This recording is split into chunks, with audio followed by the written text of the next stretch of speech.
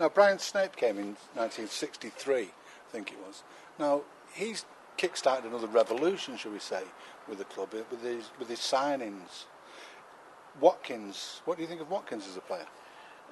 David Watkins was a truly wonderful player.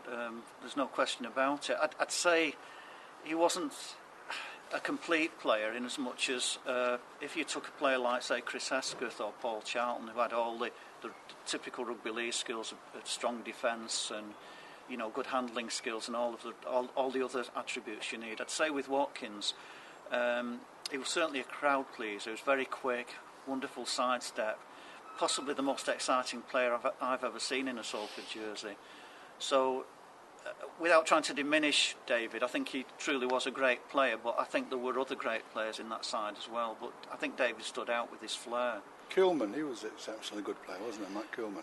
Mike Kuhlman was, as you may know, came from a rugby union background, and for a rugby union forward, such as he was, even an England international as he was, it was a very difficult transition, and it took Mike several years. I mean, Mike would tell you himself when he played at Wembley in '69, it was too early in his career and he struggled with it.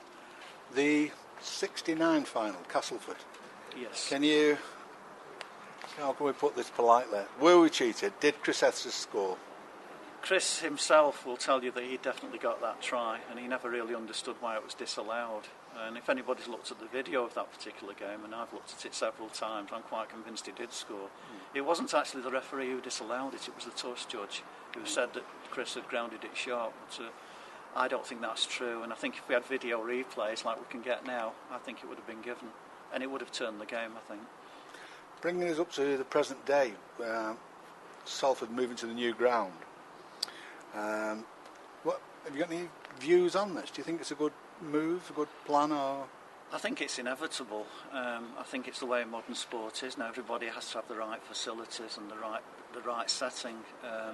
When I first heard that the club were planning to move 10 years ago, I was very sad about it, really, because I suppose as somebody who cares about the history of the club and the place, it's almost if following sport's a religion, then this is really the temple where you come to. I've got memories here. My son's got memories here. My father's got memories here. But it's inevitable. If you're going to progress, you've got to have modern stadia, and there's no way of getting around that. So in one way for the club, I think it's absolutely the right thing to do. But on a personal level, it's sad, and I'll probably shed a tear at the end of the final game. I was stated earlier on, Graham, you're the club historian. You've just written a book about Jimmy Lomas. Yes, that's true. true. Was he the club's first superstar? I'd say he was, and in fact that's the claim that's made in the title of the book, that he was the first superstar at the club. You can argue about superstars. I mean, in the rugby union era, Salford had 2 players picked for England, so you could say they were superstars. But I think Jimmy, in terms of his presence on the field, there's one journalist actually wrote that when Lomas was on the field, you never noticed anybody else, so that gives you an idea of his standing. Plus, he was also a very prolific point scorer as well, in tries and goals. A phenomenal player, and before I wrote the book I probably didn't realise how good he was until I actually read all the contemporary match reports, and just purely outstanding talent he had. Was he the first £100 signing? He was, yes. He was the first 3-figure signing, yes, in rugby league, yeah. Right. Well, we're going to introduce a gentleman now who actually knew Jimmy Lomas. Wonderful. And we'll be speaking to Jimmy.